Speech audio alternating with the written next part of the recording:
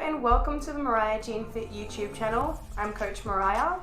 Make sure you like our videos, subscribe to our channel, and share our videos as much as possible so we can reach a broader audience. We appreciate your support and enjoy the video.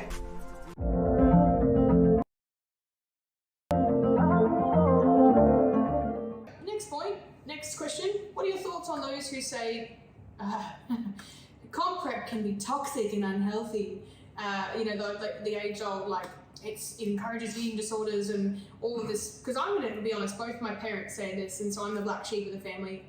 Personally, I found my life, my self-respect, my self-worth, my balance, my boundaries with others. I actually recovered from an eating disorder after competing. I now have this amazing balance.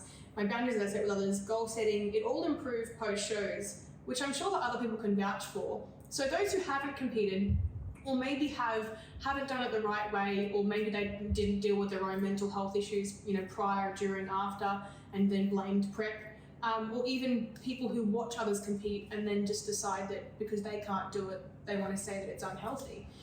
Tell me what your thoughts are on that. It's unhealthy if you go about it the wrong way. Yeah. Okay, the wrong way could be, as we discussed earlier, was stupid low calories. Yeah. Or excessive output of calories. I've got to do 50,000 steps. On 600 calories. I mean, that's toxic. That's not good for the body. So as long as you've got the right process, comp prep is fantastic and is not toxic. And as we mentioned before, so many great things come into your life from a positive comp prep. Yeah. It's as simple as that. I don't think that after prep, that's just my personal experience, but prior to that, I was a mess. Prior to my shows, I think I didn't know how to say no to people. I didn't know how to say yes to myself.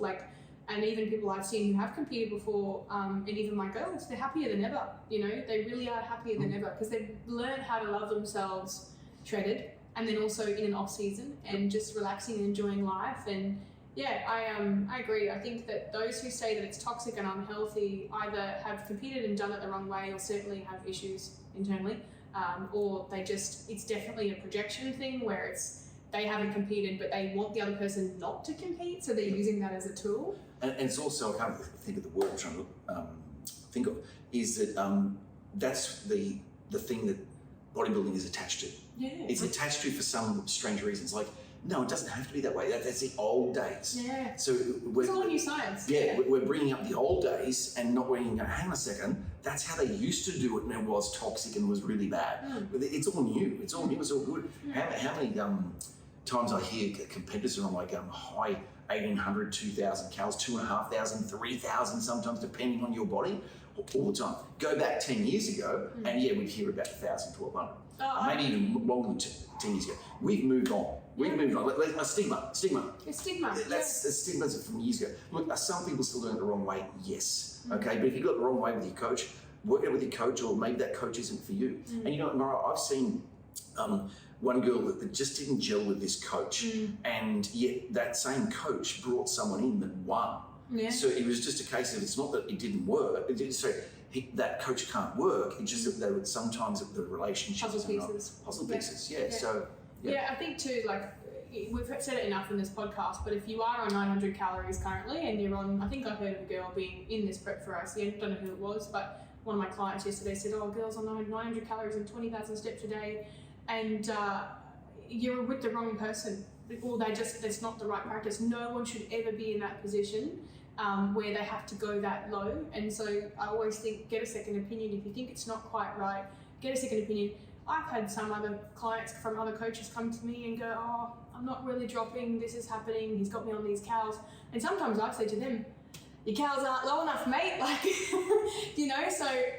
More often than not, we will support each other as coaches, but if we can see malpractice, it's not a personal thing. We're not trying to shoot a coach down, we're trying to take care of the competitor and make sure that their health is priority. So.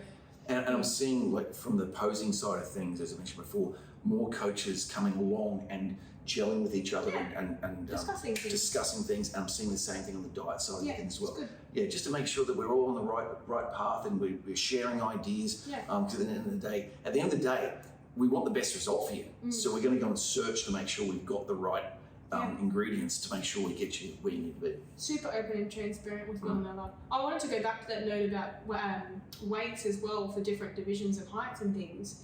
Usually a lot of my little shorties, my 5-footers, can sit anywhere between, and this is just a guide, but they sit anywhere between, I think my lowest was 48 kilos and 53 roughly. My little girls, my real shorties, they're quite, and that depends on divisions as well. And then my tall girls, they can be around 60, 61, 62 kilos. So I think certainly that if you're thinking to yourself now, I weigh too much or whatever and everything like that, you've got to take height into consideration. 100%. Because it's unrealistic to think that if you're 7 foot, no, you're not 7 foot if you're a girl, but if you're 6 foot something and you think, oh, I've got to be 50 kilos on stage, no.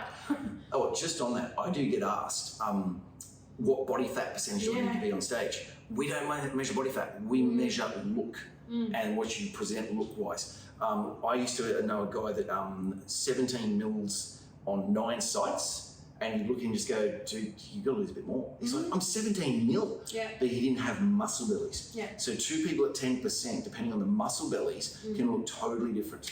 And different areas of conditioning too. Like I got down to 7.5% body fat and still couldn't get a striation in my glute.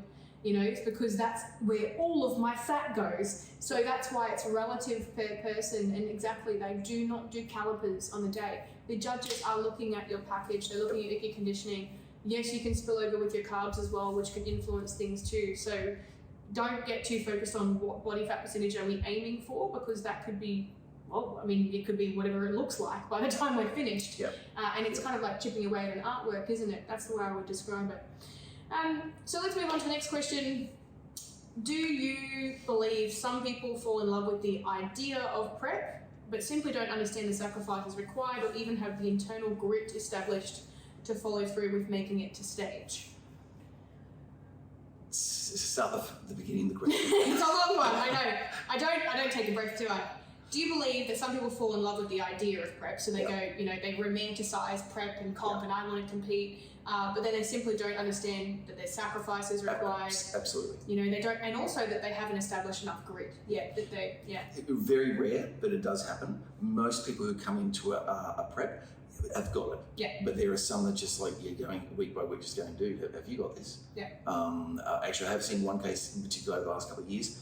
They're going to get on again, going to get on us. I'm like, they're gunners. You're gunners, but you're getting backwards. Yeah. You were like lighter 3 weeks ago. You look like you've put on 3 kilos. Yeah. So, and that's rare though. Yeah. That is rare. Yeah. I do find in the whole team, I probably only have 1 or 2 where we have to defer them or where they pull out. Yeah.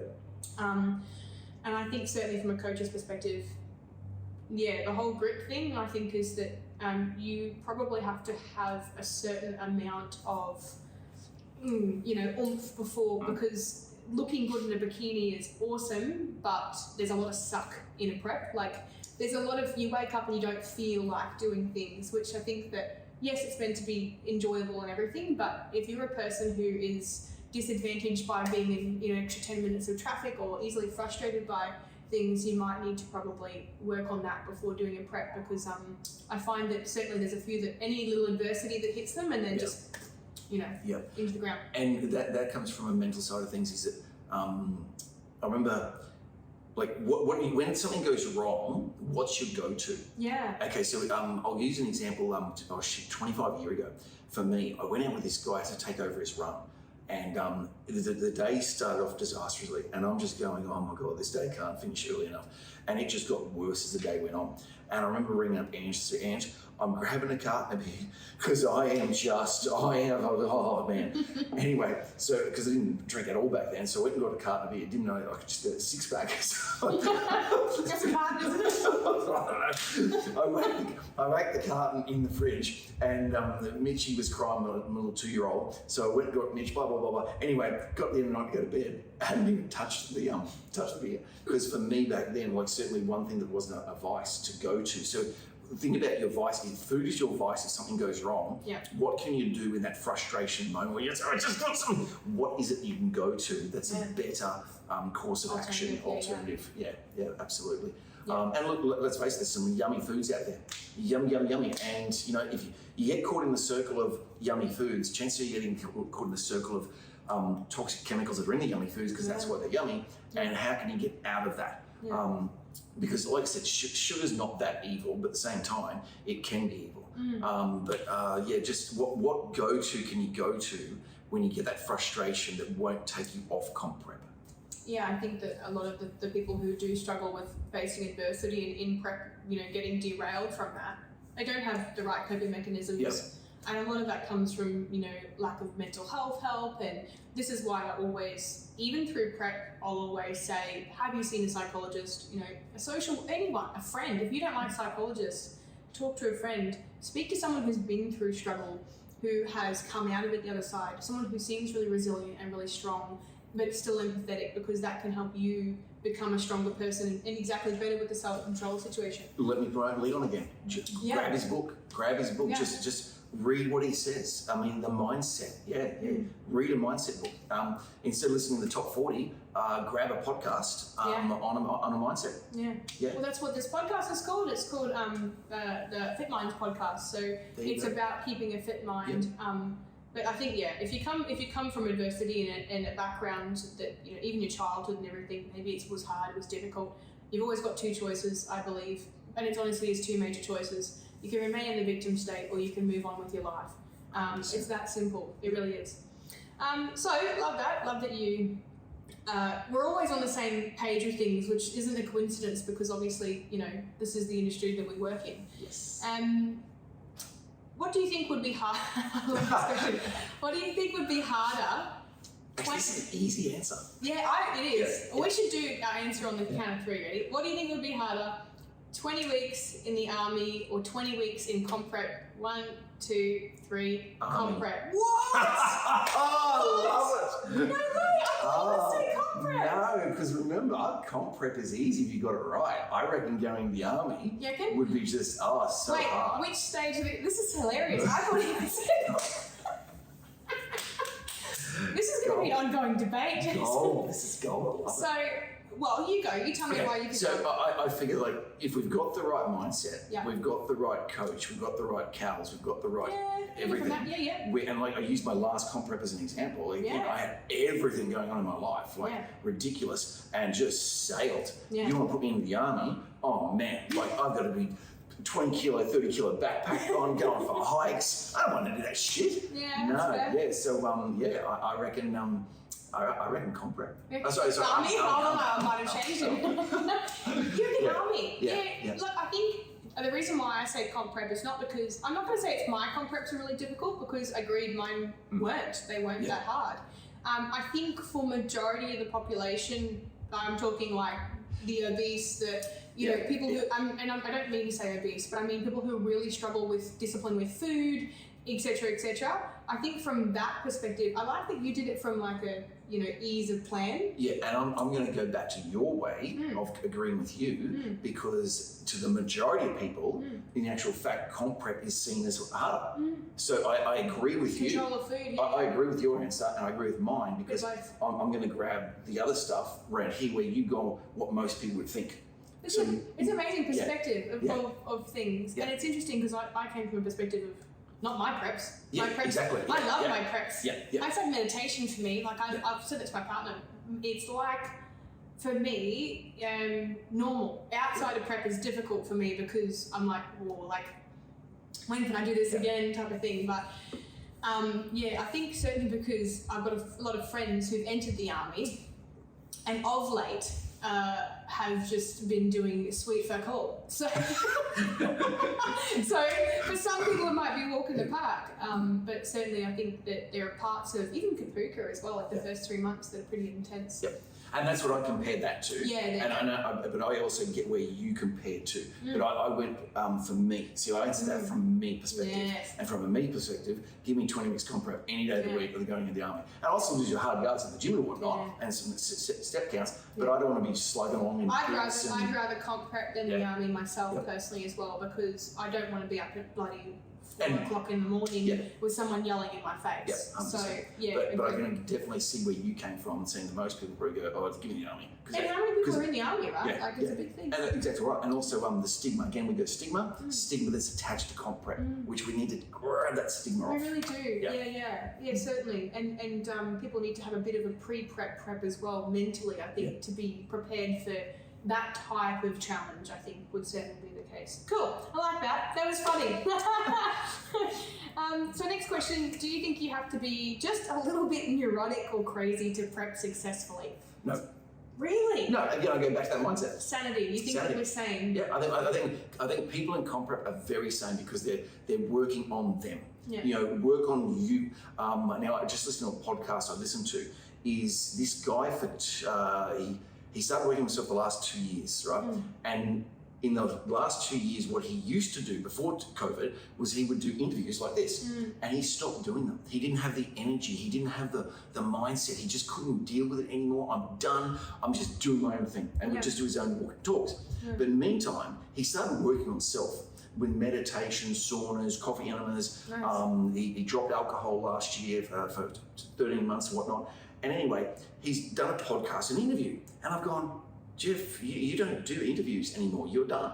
Anyway, I'll listen to the interview, and he goes, I can finally do this again because I worked on self. Yeah.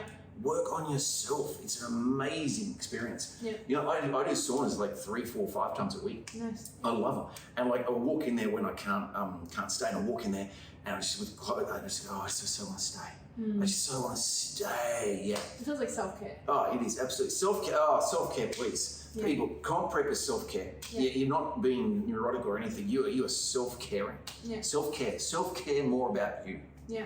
Yeah. More of your own goals. Yeah. Yeah, I think, and like, it's funny because my answer is yes, neurotic / crazy, but it's more from a sense of, in a good neuroticism, in a sense of like, I believe that you've got to be a little bit quirky and a little bit different. A little bit crazy.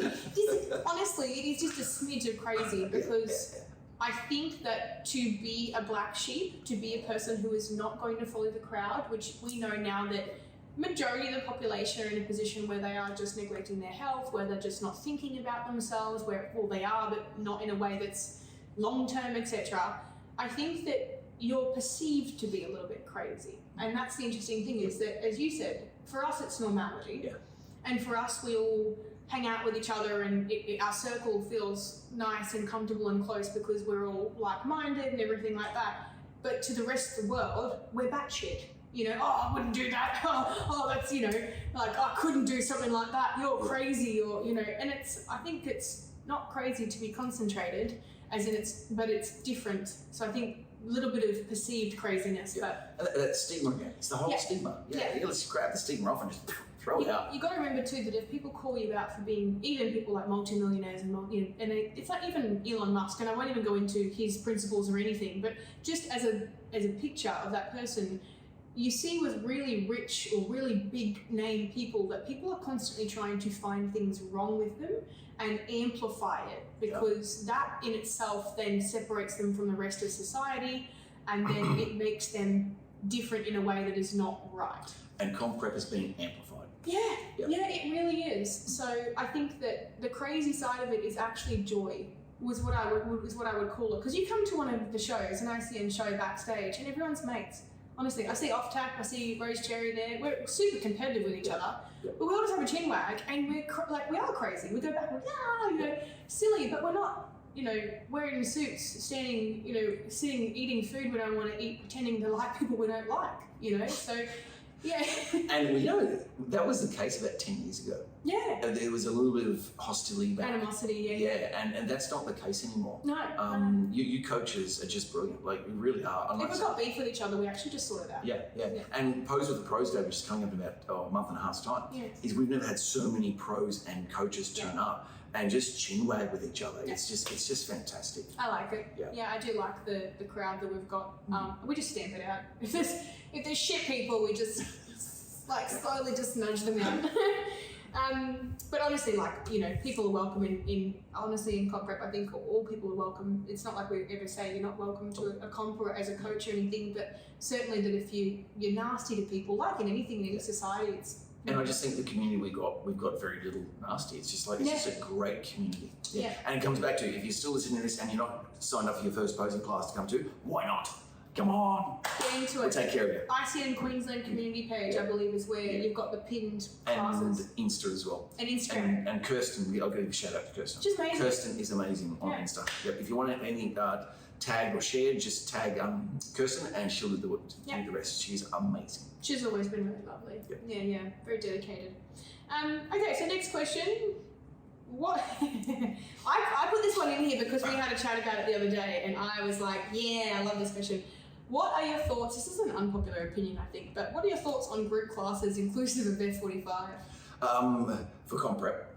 Let's say for comp prep and let's say in general as well. I think they're good for fitness. Yeah. And that's it. I can't change a body that I can't change a marathon runner. Mm-mm. And so the more steps you do, the less I can do for you. Yeah. Whereas if you look at the physiques, I've always said this, look at the physique of a 100-meter runner through to a marathoner. And you get the 200-meter, the 400-meter runner, the 800-meter runner. It really changes at the 800-meter runner, right? And I can't change that 800-meter runner to look like the 400 because he's just doing too much work. Whereas the 400's in the gym. Yeah. The 200-meter is in the gym, the 100's in the gym. And it's also different energy systems as well, because we learn about this in sports nutrition, is that those, first couple of minutes seconds of sprinting requires systems of power. And then for the longevity, you've got that VO2 and the oxidative process, which actually requires a completely different muscle fiber type. Type 1 muscle fibers, marathon runners, ultra runners, are long and thin and slender. You can have lots of them, but they don't grow very big. They have no potential to incur hypertrophy. You cannot be a chunky marathon runner. It just doesn't happen. Well, you also can't, some of those marathon runners, you can't just even try to bulk them up. No, you can't, because they're consuming too much. Yeah, they're just, energy, they're burning through it, And so I certainly think, and that's interesting you said too, good for fitness. There's a common misconception that bodybuilding and shape and body composition and an appealing, like you've got, quads and muscle in your quads and you've got some nice biceps, that means that you're fit and that you've got fitness levels. And that's, buy a water bottle. But fitness is in reference to cardiovascular fitness and heart health and the like. So, but for comp prep, it's a no for me. It's a no for me. And like some of you coaches put in HIIT training sessions. Some of you just do all weights. But at the end of the day, the only way you can change a body is with weights. I wrote a meal plan for a woman a few months back, and I had to convince her to finally she's got to stop doing the group classes. Or I said, you can keep doing the group classes, but we've got to get you into the weights. Anyway, she finally got in there, and over 6 weeks, her weight stayed the same, but her body changed. Yes. Boom. It's important to remember that with bodybuilding is that you can look at someone and think they're a certain weight. Like I'm about 70 kilos, but I'm a size 8 to 10. So, but then you could have a very different 70 kilos at my height with not as much muscle. So the body recomp is massive in bodybuilding. I love Nick Franciscus, his story about how he stayed the same weight from start to prep to end of prep, but ended up with a 6-pack at the end of prep versus the start. Wow. And I think we were the same stage weight at one point, Nick and I, which is hilarious. I'm going to Jess and Nick's Bucks and Hens in a couple of weeks because we've got the wedding coming up. But it's just a running joke because it's like we as bodybuilders don't get focused on weight. We don't get focused on cardio, like excessive cardio, because we're bodybuilders. We're not marathon runners. Be specific to your sport. The only time I'll ever program a HIIT session or a circuit session, it still involves resistance. The girls are still picking up a ball, is my bikini girls, and that's usually to stop them from having too much muscle for that division, if they already have enough, and it's just to fill a gap. But yeah, I'll never have them running. Like that word's a swear word in my books. But good to hear that that's your thoughts on the group classes. That yes, if you can do weights training, get into it as soon as you can. Yep. Cool. In a sea of coaches, how do you find the right coach for you? That's a good question, because there is a sea of coaches and there is a sea of good coaches. Yeah. You've only got to look at the overall winners. Like sometimes I know the coach of the overall winner. Other times I'll go, and Mariah, and where's your coach? And never seen you before. And that happens just so often. So the way to find one is probably do some research, speak to that coach that you might want to go with, and just see if you gelled with each other, see what their protocols are, the way they go about things, see if that suits me, and go with them. Because seriously, I get to sit here and go through a list of good coaches, and they're all good. They've all had winners. It's as simple as that. And is someone who's won more better than another coach who's only won a few? No, not necessarily. Far from that, because they've still put some people on who've won. And it depends on who they get in their team too. Like some of them just have natural born winners. If you get a lot of me in your team. You might get me shredded, but you're not picking up a win. And sometimes as well, coaches, we really don't, like, honestly, people tell me things like, you know, do you know whether I'm going to win or this person's going to win? We actually don't know. Like, we have an idea of maybe like the top 3, or because we obviously see shows, but yeah, like it's you don't know who's coming. Who else is coming? We don't know who's coming. So you can't say that they're going to. Yeah, they are going to win or this or that. It's like your child. You're going to be a bit biased sometimes. You kind of go, yeah, like I love my athlete and she's amazing, and you can see all these wonderful attributes. And it's really important to keep a level head and not be as emotional when it comes to the day and winners and things. But yeah, on the note of deciding coaches, I agree with you. I think there's a sea of coaches. There's sea of good coaches. Just interview them. Yeah, exactly. Interview them. Yeah. See who is right for you. Yeah. All mine are referrals. I always get referred from another client, and that's how people come. And you know, my first team was 3 girls. The next team I think was maybe 5, and the next one after that was 8, and now I've had 2 in a row that are 12.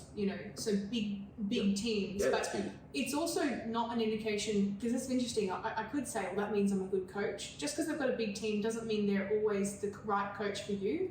Sometimes a bigger team can affect the way a person coaches, and then maybe it's not enough, or you might need high communication, you might need a really simple plan. So I think it takes a bit of research. Yeah. And I've had people come to me and I've gone, I don't know how we're going to work together because we butt heads way too much. So there you go. And the coach also interviewing you. Correct, because it's just as much of a decision for us as it is for you. And actually, on that note, I do have recollection of a few coaches have actually said, I do interview them. I have a look whether or not they're right for me. Yes, both ways. I've had coaches pass on clients to me because it could also be like they might have a bit of conflict of interest as well. Maybe it's a friend or family member or something like that, and I think, I don't know, not my cup of tea, because it might get a bit weird later on in prep. But yeah, love that answer. It's different. It depends. There's lots of them. Research. And on that note with coaching, what advice do you have for coaches? And I don't think anyone would ever ask this question, with the frustration of non-adherent clients through prep. Like, do we give them tough love? Do we try and re-educate and start again? How to prep and how to focus more, or be more disciplined. At what point do we fire a client? Well, let's go back to mindset. Right. So as a coach, if you can get that right mindset, that hopefully you're not firing. It doesn't always work, because sometimes you just get the bad apple that no matter what you say, no matter what you do, and hey mate, we're doing this, so we're going to do this when this happened, and this when this happened, put this in place so that doesn't happen. They're really abrasive. Yeah. So sometimes that's the case. I suppose up to you coaches, where you get to a point you just go, I can't do this anymore. Sorry mate, you're not for me. You're not for me. Yeah. I do have a certain coach in mind. I know I love him to pieces, that actually just is very happy to just let a client go if they're being an asshole, basically. Yeah, and as a client, don't be an asshole. Don't be an asshole. Yeah. Get that mindset right.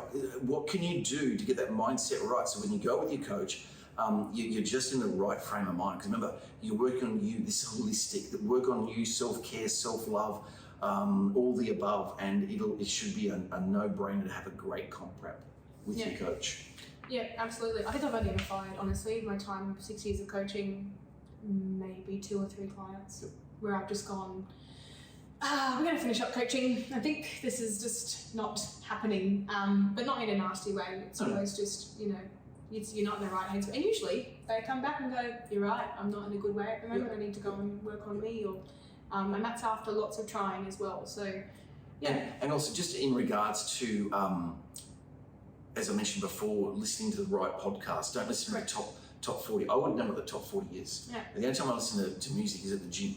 Other than that, what I play in my car is podcasts on a whole range of different things. And if you're constantly listening to the right mindset, do this, try this, do this, try this, in the holistic way.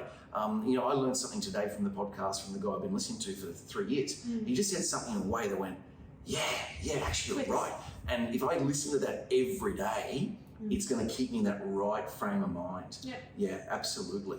I love that. Yeah, I think what you consume is what you become. Yeah, 100%. Who you stand by and stand around. Actually, he's a strange one. Most people wouldn't have heard this person, but Manly P. Hall. Now he teaches back in the 1920s, I think he did these podcasts or these recordings.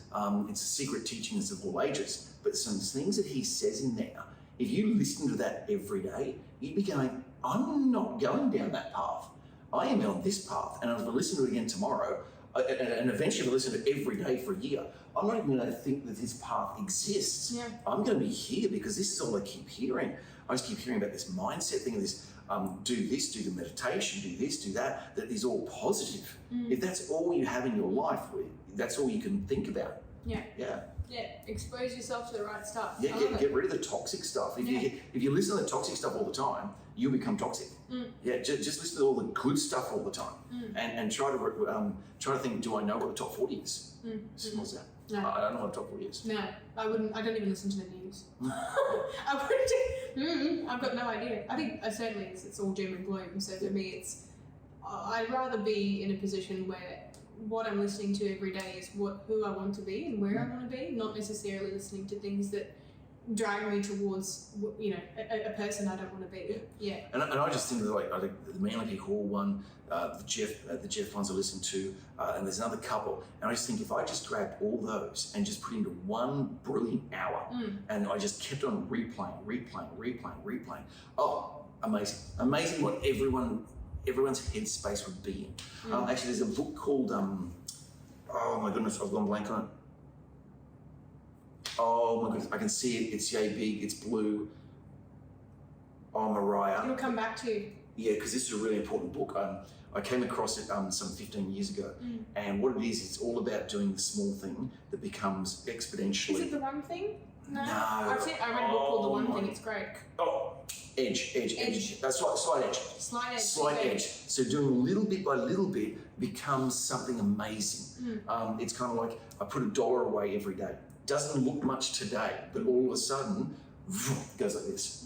I stop smoking. My health gets better day by day. It doesn't get better straight away. It's chipping away. So the slight edge. What slight edge things can you do little by little that all of a sudden becomes something amazing? Yeah. And that goes with your health. You're not going to improve if you're 20, 30 kilos overweight now. You're smoking, you're drinking, you're feeling shit, you're not fit, you're not going to the gym. That's today.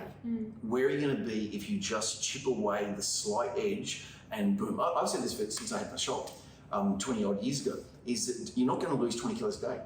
You're going to lose 20 kilos over the next 20 weeks, but we can't put you here. We can't put you here straight away. Just trust the process, and all of a sudden we stack them up and look at that, there's your 20 kilos. Yeah. Slight edge, bit by bit. It's a brilliant book, by the way. It's not about heroic efforts. It's not about running a marathon in a day. It's about, Rome wasn't built in a day, that age-old saying. Love that. That type of mentality, I think, is actually part of the winner's mentality as well. It's like, you don't have to do crazy shit to achieve great things. Yeah, love it. So, last question from me, and then we've got some followers' questions from the audience. So, last question, on the coaching side of things, because I have a lot of coaches that listen to my podcast as well, interestingly enough, clients and coaches. I've had business coaching clients who wanted to become an online coach, and so obviously they kind of want to learn from me. But what advice do you have for a coach who may want to get into comp coaching? The dark side of things, the emotional drain and time invested, because I think people don't realize that there is a lot of that. And then obviously, the other side where it's the rewarding components. What advice do you have if someone's thinking about, prepping clients? Well, I think we go back to a lot of what we spoke about. Is that, are you in the right mindset for you? I'll use that Jeff can now go and do those interviews that he just didn't want to do because he worked on self. So if you got yourself in the right space for this this craziness, not that that's crazy, but you're going to allow it to be crazy. So if you get yourself in the right mindset of what comp is all about, take the stigma away and then work on self, and then literally know how you're going to work on this person's self. I think, go for it. Yeah, I think just being prepared for it, I think is a big part of it, because it's not just a Gen Pop client. It's not a person that's just going through a normal journey. There's a lot of pressure that they put on themselves. There's a lot of random, blurred out moments they'll have, and especially I think as you get closer to stage, it gets worse in a way, because they get a little bit more on edge and everything like that. So make sure you've got in place your strategies to deal with the things that'll come up through comp prep with your clients. Okay, I know how to deal with this. Boom.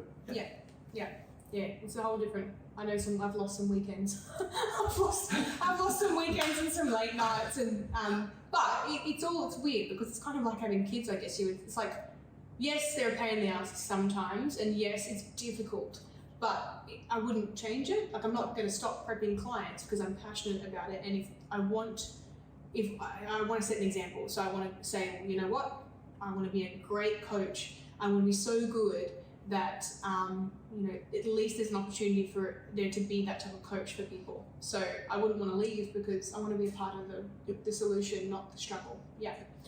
Cool, love it. So yeah, exactly. It's all working on yourself. It all comes back to just working on you, and it's a big project. It's a lifelong project. It is. It doesn't it's stop. lifelong. It doesn't stop. Yeah, comp prep is not about end. Continue. It's just one part of it, isn't it? Just one component, one project, big part of a bigger picture. And again, when I do my nutrition talks at the gyms where I do the challenges, but the one thing I say, the end of the challenge is not the end. It's just a point. Yeah. And to continue from then, you're going to get all these good habits. They don't stop. They don't just stop, they continue. We need to continue them to sustain your results and find that balance in the middle. Yeah, not living in extremes. Okay, so followers' questions. These are fun. Not many, but still, because I'm sure you always answer the questions of most people who come to posing and everything. How does Jason remember everyone's names? That takes a lot of work, but I'm dedicated to the cause. I'm so passionate for you all that I respect you all, and I want to try and remember your names. And just know that a lot of work goes into it. Yeah. Yeah, but I've got a lot of care factor about it, and that's why I do it. He's a mind reader. That's what he is. He's got secret mind reading powers. But I must say that the last show, Mariah, I managed to everyone by name. Wow, there was you did. just not that was one. a big button too. The Aussie titles I couldn't because of the inner status. Yeah. But I do my best. I do my best because it's nice to be called by your name. It's a bit of a shock too, I think, for a lot of the newbies. He's like, he'll be like, Sarah, and then they're like, what? Me? Yeah, that's your name, isn't it? Like, yeah, but how do you know my name? You've only met me like once or twice. So I think it's an impressive thing that you've sustained, and certainly shows the care factor. Yeah, thank you. Yeah. And second question, do you need to have lots of... I'm sorry, this makes me laugh. Do you need to have lots of followers to place well? On social media, followers on socials. That's an interesting question, and I came across this, I think I know where this has come from. There's a certain federation this girl was in, and I said, how'd you go? And she said, well, I got told I didn't have enough followers, so I can't place just yet. And I was like, oh, okay. With ICN, know that what you got to do to place is just have the right body. If there's one thing we pride ourselves on is that, especially here in Queensland, we give the feedback, and I say to my judges, if we've got to justify that decision, we can't just go, because I like this person. It just can't work like that. Yeah, within ICN, you don't need followers, you don't need this, you don't need that. You just need the shape that we're looking for that category, and that's it. That's the honest answer too. Yeah, you're not beating around the bush. And like me doing a podcast with you, I don't care if you're one of my Rise clients. You'll get placed where you deserve to get placed. Yeah. Okay, it doesn't matter who's your coach. It doesn't matter whether you come to all the posing classes or not. You just simply will get placed where you deserve to be placed. And also, whilst I do all the posing classes, I can tell you right now, you're only going to get placed where you deserve to get placed on the day, whether I've seen you or not. Sometimes you don't know who the coach is either. I've found as well that I've never had that conversation with you where you've gone, if you've said, is this your client, it's just because so that you can talk to me about them, not so you can respect them. But wholeheartedly, hand on heart, Jason's never said, is this your client? Get in and, give her up. No. We've never, there's been times where I've been like, I wish we were so close there, where we haven't done well, or we've missed the mark, or whatever, and it's not, Jason and I don't have an argument or anything, it's just, it is what it is. It is what it is. I like the overalls is when I know who the athlete's coach is. And on one occasion, I remember I'd just been up at Scotty Hipwell's and seen Taryn Mead about 2 weeks earlier, right? Anyway, I completely forgot who she was, because I only seen her once, right? And she wins, and she gets the overall pro card. I think she got the pro card at the time. And I wrote, okay, who's your coach? And it was Scott. I completely forgot. I was there 2 weeks earlier. Scotty also has a lot of clients. Yeah. I think people forget that if they see a coach winning a few titles or a few places, you also don't know how many clients they have in that show. Yeah, Scotty's bringing 20 to 30. Yeah, even Joey Caitlin had. Well, I use Joey as an example. Yeah. Actually, like I don't know very many of Joey's clients, and Joey sends them all the posing classes, and I'll forget who their coach is. And sometimes Joey's clients don't come to posing classes because they look away. Anyway, I go, and who's the coach? And this will be Joe. Oh, bloody hell, you! That's just a little chuckle out with Joey. Of course, it's Joey Caitlin. Yeah, I had a ripper athlete turn up to posing the other day, and like I was just with her, and then I was talking to Jason about it because she's amazing physique, and he's like, "Oh, that's yours." I was like, "Yeah," he's like, "Oh, all right then," you know. It's one thing to remember your name, and something sometimes you remember. You're not going to be able to remember every single person's coach. Yeah. So to do well, just put the best version of you on stage in the right category. Actually, did you want to keep going because we could talk about the categories if you wanted to. Just in regards to categories, just don't worry about that 12 weeks out at the moment. Just know that, okay, we're going to sports and fitness, see where I roll as we get closer, because you make the decision to change your category the week of the show. Yeah. Okay, so just focus on your training, focus on your dieting. If you can get to posing classes because you're not too sure, come along with coach or just get the coach send you along and we'll go, we think you're heading towards wellness. We think you're heading towards Miss Figure. I'll use Kate Archibald as the example. T brought her along to the posing class. And I just looked at Kate and went, you're figure. And she ended up with the pro card that year because she was figure. She could have done fitness and sports, but she was just too strong for it. So that's the other thing you get from coming to posing classes. We'll make sure we directionalise which way you should go depending on how the body is responding and coming in. Yeah, absolutely. I think so many people come to me before a prep and they go, what category am I doing? And I'm like, I mean, currently your shape kind of looks like this. There are some that are just very obviously wellness, you know, they just have, and I'm so glad we have that div now as well. Like, you know, I had the first overall winner for that category as well, Heidi, and, you know, we nailed like wellness, and my girls have now wellness because I typically get a lot of girls who come to me who have really, you know, thick lower bodies and not much going on in the upper body, not as much going on, and that's the whole idea, is that you've got to have, you know, slightly less in the upper and more in the lower of the muscular component there, and not lots of leanness, because I think there's a lot of questioning about wellness. You know, what does it look like because it's a new division? It looks like Heidi. Yeah. What's Heidi's last name? Heidi Griffiths. That's right. Check her socials out. That's pretty much pretty close to the ideal. That's the sort of shape we're kind of looking for, and leanness. Yeah. And also just on that, you can't do well in both bikini, sports and fitness, but you can do well in sports and fitness. You can also do well in both swimsuit and bikini, but you're not going to do well in, say, if you won wellness, you're not going to be winning bikini. You're not going to be winning sports. If you won bikini, you're not winning sports, but you get placed. You might get placed. Okay, but if you're winning sports, you're not winning bikini. No. That's the kind of thing. Yeah. So the categories really are pretty clear and a progression. Yeah. It's kind of like bikini, wellness / sports, or sports, so sports, wellness. And then but fitness is kind of like a more conditioned sports. Yes. Just slightly more. So sports and fitness, you can do really well in both. Yeah. So that's where those lie. I think because a lot of people get confused and they go, well, what's the difference between sports and fitness? And I think it's just a small amount of conditioning, really. That's it. And also, I mean, in sports too, you see a lot of the overall winners of sports have got, they look a little bit rounder in a way in some, like the caps are slightly... A bit more X-factor too, where fitness may not be as X-factor. More blocky, But again, it also depends who's up there. Yeah. I mean, we had a case in Darwin one year, about a decade ago. The girl in bikini, there was 3 girls, and the girl with the 4-pack won because the other 2 just weren't close enough to the criteria, and the rest of her was fine. She just happened to have a 4-pack. Like, it's the weirdest thing. To have a 4-pack and not have cap shoulders and everything else, that's just weird. But that's genetics. Again, there's genetics to play. Yeah, I think certainly with divisions, trying to explain that to people, because I have, in recent years, there's been a lot of, you know, well, how come this and how come that and how come this? And it's like, you can imagine that from body to body to body as a human being, we're also individual. We have individual thumbprints, we have individual genetics. So you're not going to get a winner one year that looks exactly like the winner the next year in that category. 100%. And so when people say, look, you know, well, how come it's changing? It's not changing, the people are changing. The people are changing and they're finding it difficult to then go, well, this is a great package. It doesn't look exactly the same as last year, but this is what we think embodies, you know, That's a good way those to put it, characteristics this year. Because you're using height as an example. Yeah. There may not be the exact height in there. Yeah. There might be just a slight tweak to that. And go, well, that looks a bit different to height because, well, that's not height. Yes. Yeah. So we're going to do with what we've got up there on the day. Actually, I remember a division in Melbourne one year, and I looked at the winner and went, "Oh my goodness, that's really not the criteria we're looking for." And I asked for the top 5 photo. That was the closest. The best person that was the on closest. stage. Yeah. I think that's what's important to remember is when they say that, you know, we pick first place because it's the best package on stage. Yes, it can sometimes be a little bit skewed from the original criteria, but what else do you do when that is an undeniable physique? And that maybe second wasn't, you know, like they had some missing pieces that the first had. And again, what's in front of us? But posing as well. Posing, You get second because you pose like shit. What I do say to the judges is that the best body is to win. Okay, but if the best body has very bad posing, say the posing is just off, that's okay because it is bodybuilding. Okay, it's not transitions and the posing. It's about the body, right?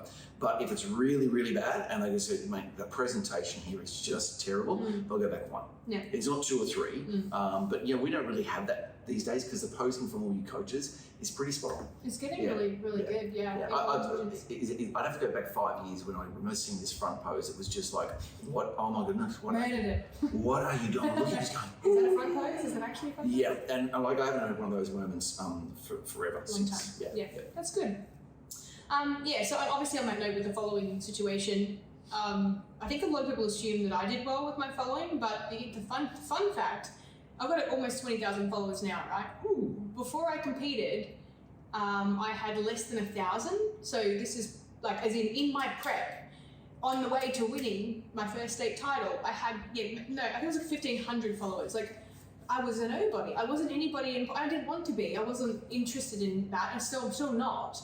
And then post-show, after competing with ICN, I went up to 5,000 followers within 2 days. So like you guys, made me bigger than what I was on socials. Then I became a coach, and that then gave me an extra 15,000 followers. So I think that people kind of go, oh, of course she won because she's got, 20,000 followers, and of course she's getting this exposure because she's got all this following.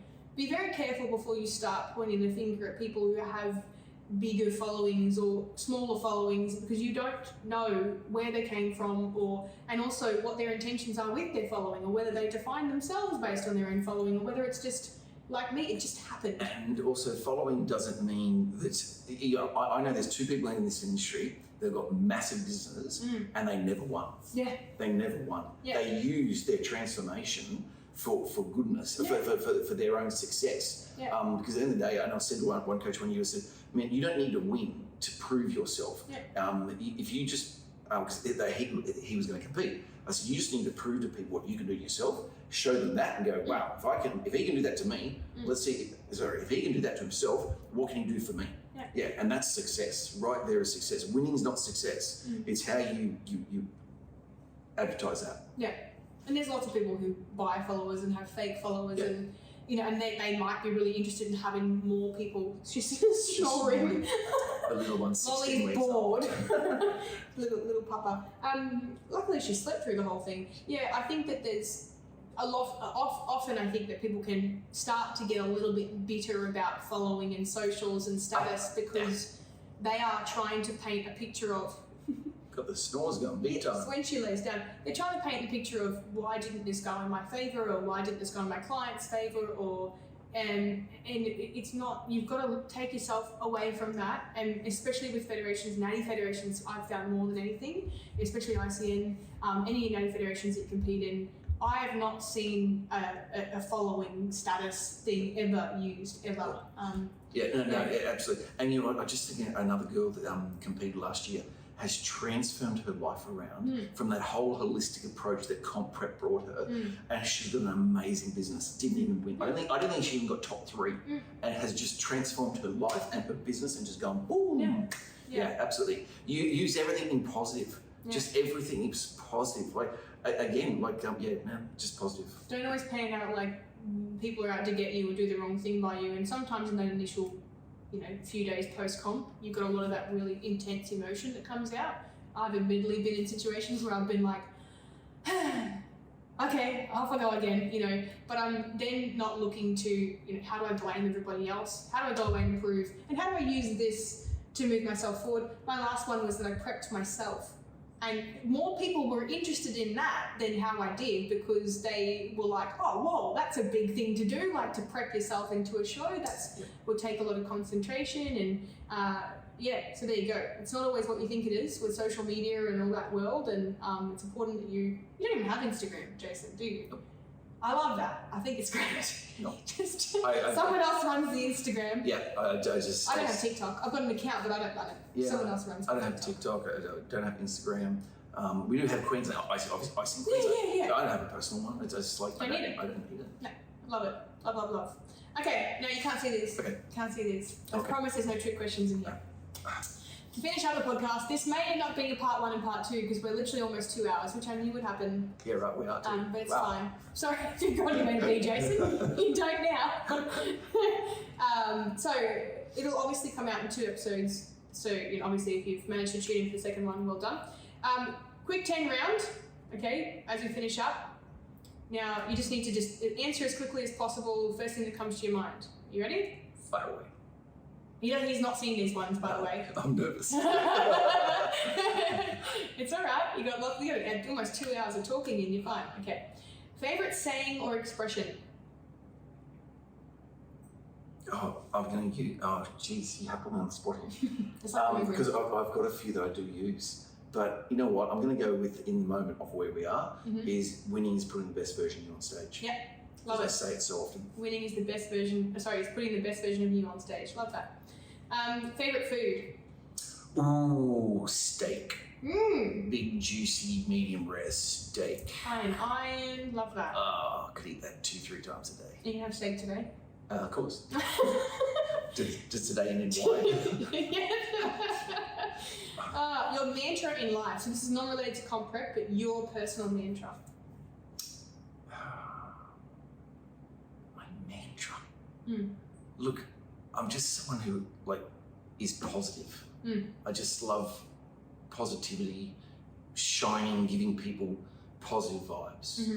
So I roll with just positive. I've noticed that if you, when I've had conversations with you, I've always wondered what it was, but whenever I think whenever you could feel me kind of panicking or freaking out or getting a little bit sidetracked with a negative thought, it's not that he's toxic positive, it was that he'd be like, okay, let's do this. And it was I didn't realize that's what it was. It was just you trying to lead me back to a more positive mindset. Yeah. Just on that, as I digress again, I had a girl put a post up on Facebook. It was about 3 years ago. And I looked at it and I went, wow, that's one of the most toxic posts I've ever read. I said, you need to come see me. Because that massage thing I do, which is torture, but it is fascia release. But I said, you're just this. Your whole body was this. I said, you've got to come see me. And I said, it's free, come. Yeah. You need help. And I did her on the table, and when she drove down the road, 10 minutes later, she threw up. That's how toxic she was. Came back 3 weeks later and was very queasy still afterwards. But that's what I try to do, is I just try to give positivity in a world of what's going on, what does go on. Just be positive, be happy, be smiling. You're not trying to necessarily avoid the problem. I think it's more that, we can't dwell on it for too long, because if we do, then we remain in it. You remain toxic. Yeah. Let your body flow. People, if you're feeling a bit toxic, go get yourself a good Thai massage or a fascia release in particular. Sports remedial, but just get the fascia release. Bone therapies are kind of fascia. Get your body flowing. Yeah. I'm getting one tomorrow. Excellent. Yeah. So, I have no idea what the answer to this is going to be, but I'm super intrigued. I'm so nervous. Name something you currently own too much of. Could be a thing, could be anything. Oh, see, I'm very... Or have too much of. Have too much of? Okay. Could be comp photos. See, I'm a minimalistic. I don't go and just buy for just sake of buying. Would I say that for too many? There's just almost nothing variety. Keep thinking. Go into low power mode. We're going to run out, will we? Is it socks? Do you have too many socks?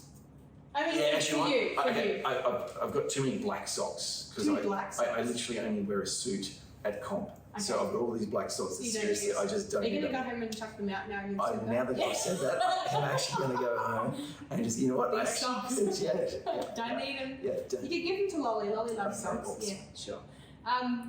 Look, I think that one I saw yesterday in mine's gym gear.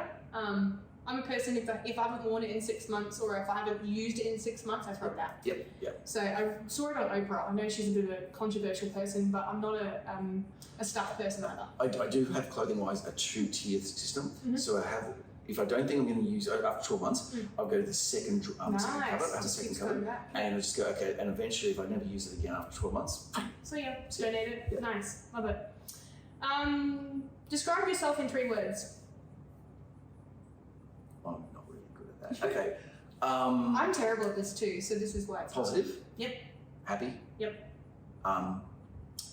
Energy. Nice. I think they're pretty accurate. Yeah, I'd say that. They're all really good. Love it. And it is that's just you. That's who you are. That's right. Yeah. I tried to be someone different, but I couldn't. Tried to rock up sad one day. I can't do it. Best decision you ever made? There's quite a lot, but I'm going to keep it within this moment. Yeah. Take on ICN. Nice, I thought you'd say that. And the funny thing is, the way it rolled was that 17 years ago, I was asked by one of my sponsored athletes, my shop sponsored an athlete, and she rang me up from Melbourne and said, Wayne's looking for a replacement president. I said, okay, let me try and find one. I'm in this industry, so I made phone calls, couldn't find anybody. And one of the people that I asked said, why don't you do it? I said, I'm not a promoter. I don't do this shit. And yeah, you are. No, I am. Yeah. And the way I got emceeing was Damon Hayhow, a great mate of mine. He did my first show.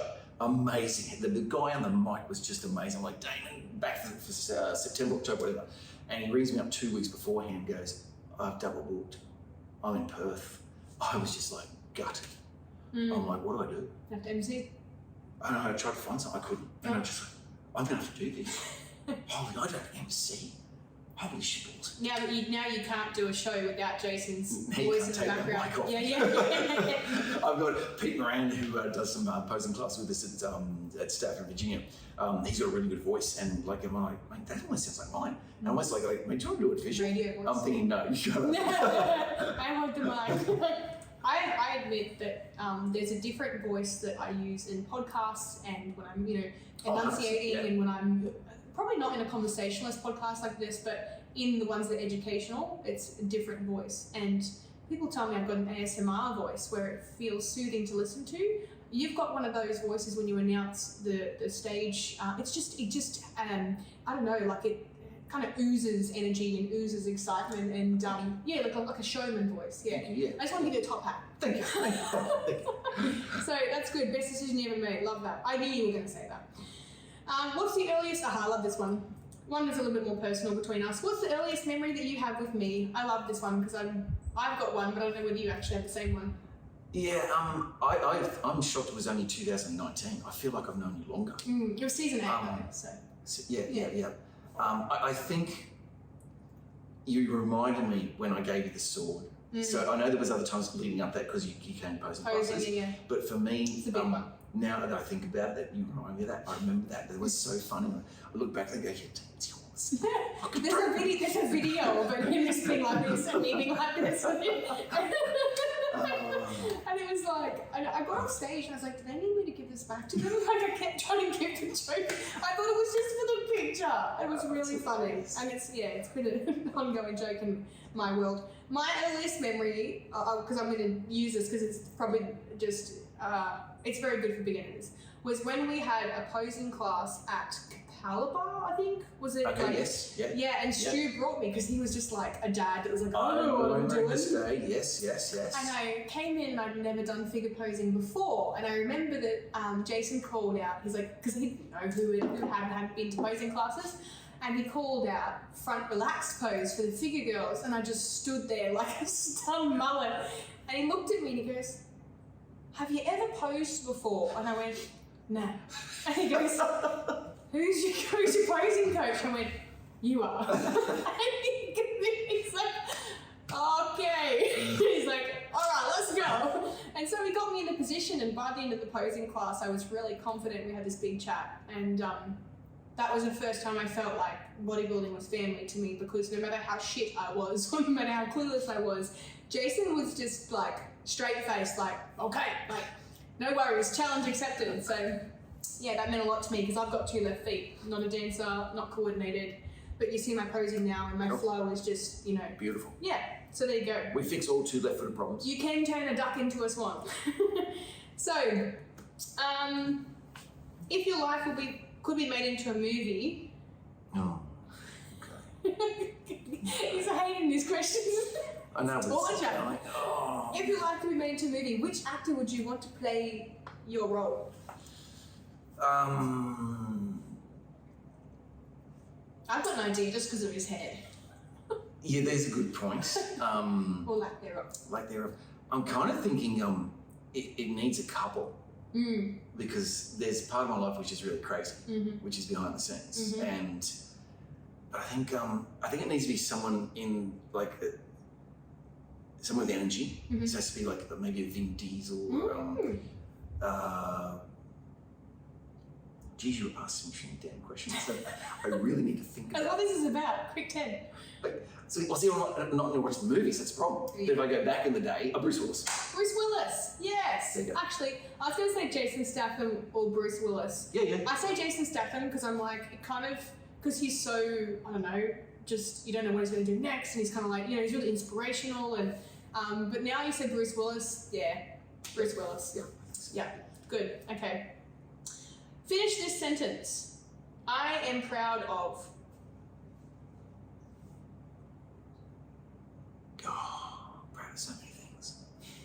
That's it. I'm proud of so many things. Do you know what I'm going to give? Because I've actually just said this to someone, so I'm going to use the last person I said this to. Sure. Actually, makes me very teary. Aww. It's my grandson, Aww. and he was doing kung fu, and I've got him right into it 5 or 6 times a week, and just he got this B kick, which is literally this thing where he flips over, and I came and I said, "Man, I'm so proud of you," because he puts so much into it and he loves it. Yeah. Aww. Bless. My grandkids are life. They're everything to you. Yeah, he's a family man. You're a family man. I love that. That's really heartfelt and non-related to comp prep. Oh, Jace. Oh, we're not editing this out. This is staying in. This is gold. Alex. I just used the word Alex. It was my go-to when I got just for this guy. It was at a wedding and I had to speak. And I knew he was going to get me. I thought, and this Alex guy did this crazy thing. And I went, you know what, if it gets me, I'm just going to go, Alex. And I remember that because I was laughing at it. So Alex, this is Alex. No more tears. This is an Alex moment. Yeah. Honestly, I think that watching children, young people, or even just anybody in your life that you've been able to have just the most smallest amount of influence on do incredible things, especially if you love them dearly, is just, there's nothing like it. It means everything to you. And I see that with, you know, my parents with me, but yeah, knowing that you feel that way about your grandkids, it makes it exciting to have a family. It's wonderful, isn't it? Life-changing stuff, even though they give you sleep deprivation. You're going to have these moments. Kung Fu. Kung Fu and extreme martial arts. Yes. Wow. Such discipline too involved. I did Taekwondo as a kid, and I think that really paved the way. But I hope he does really well with his Kung Fu. Oh, he's going to. Yeah. And I would not want to be on the receiving end of one of his kicks. Well, at 7, it'd be okay. Yeah. Oh, that's beautiful. Okay, final to finish up. And to obviously turn around and make this a bit of a happy finisher. One location that you would want to spend the rest of your life. Ooh. That doesn't have to be where you currently live, but maybe just anywhere.